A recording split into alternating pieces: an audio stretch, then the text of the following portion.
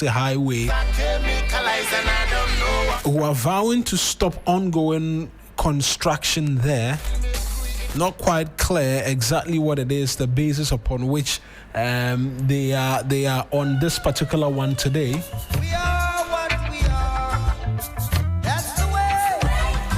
We'll seek to get an understanding from my colleague George Quinn, who's there for us. But in the meantime, it's match day and the stadium is where the fun and the action lives. Look, wherever you are on the 9th of November, right? The 9th of November.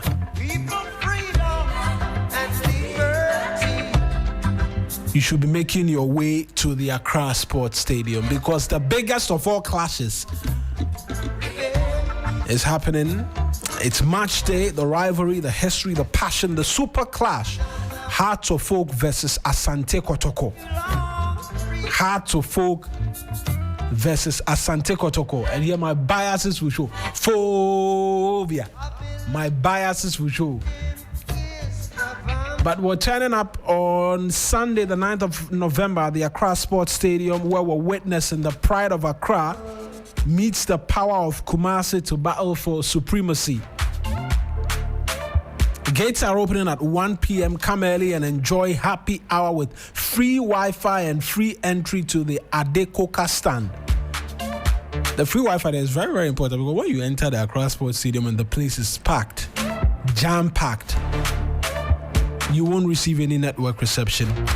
We've got DJs, MCs, hype men, and a fan zone bursting with games, giveaways, and free drinks from sponsors. Influencers, celebs, campus crews will be there, turning the stands into a party. Look, there's an entire festival planned for the Super Clash, Hearts of Folk versus Kumasi Asante Kotoko.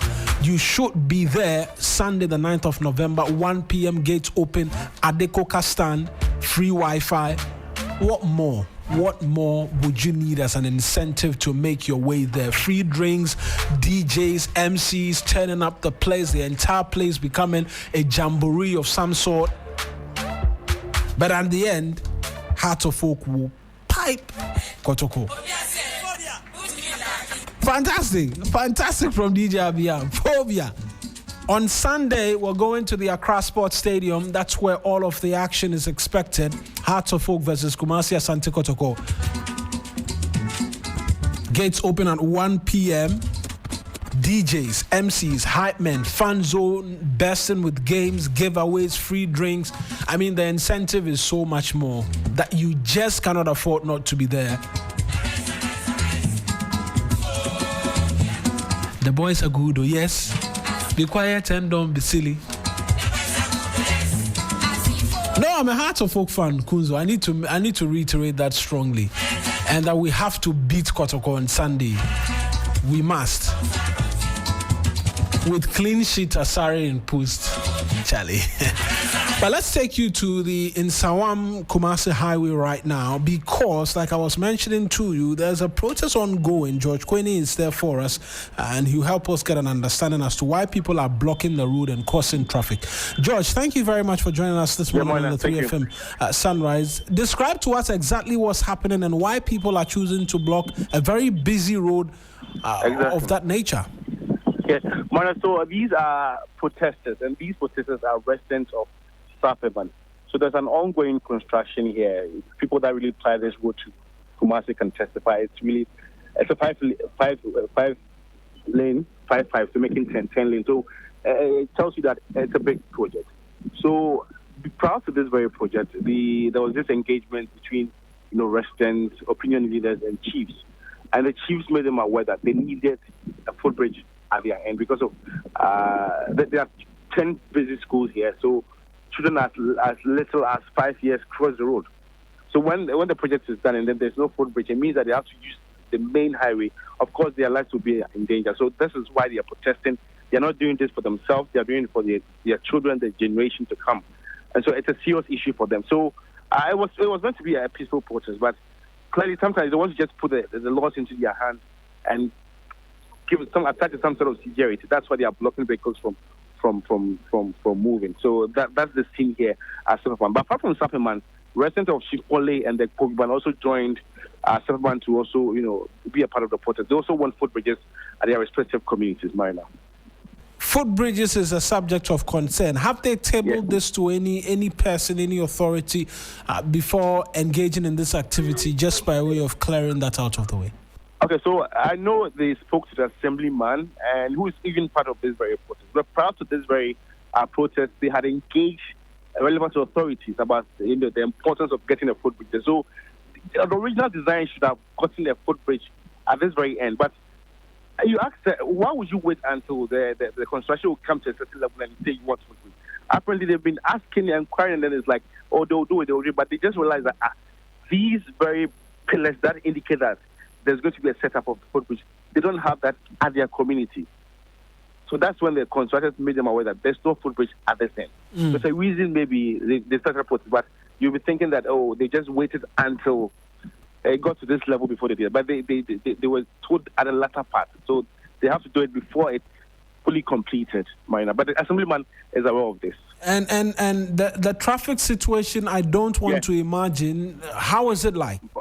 Marina, personally, I've actually been, I can testify to this very traffic. So the place meanders, and so it's just like a slim lane. So just imagine protesters trying to prevent just one vehicle. The numbers that pile up at the back. So it's a crazy traffic here. But the police has actually intervened as it stands now. But it's a go slow traffic as it stands now. But the earlier one where the people had to block the vehicles has been prevented by the police. So it's quite better than past hours. And help us understand, is it both lanes? Because we know there's the Nsawam headed to Kumasi, and then there's stretch. Only the Accra bound stretch. So the Kumasi bound stretch is not a part of it, but they're just using the Accra bound stretch of the highway, because that is closer to the community, Sapeiman. Right, and so as it stands now, the police has intervened. Traffic is moving. There was some sort of reinforcement because they're getting wilder. Were there altercations because you say there was reinforcement? There was this gentleman who started doing press ups at the sight of any vehicle.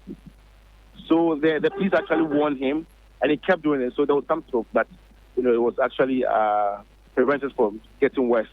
But as it stands now, we are actually heading to the assembly to present a petition, and this would table every concern that they want addressed. Which assembly is this again? It's the one. It's at Amasaman. That's the Gan West Municipal Assembly. Yeah, Gan West, exactly. So we are that's close to the station. So we are just on our way going to present that prayer. So we want to take some few words from the MCE, and if really. George, we're losing you on the telephone line. If you could kindly reposition. Did you say that you're with the MCE now, and we can get word from him? We'll talk to the MCE and know how urgent they want to address this very concern. Because clearly, according to the residents here, if they're not giving any sort of assurance, they will actually prevent the ongoing construction. That's the highway. Right then, George. Are you close to the MC, or this is an intent of you getting him subsequently? I'm not close to him. Right. George, thank you. I'm sure we'll get updates or subsequently at the midday news and other bulletins as well here on 3FM 92.7. Awesome.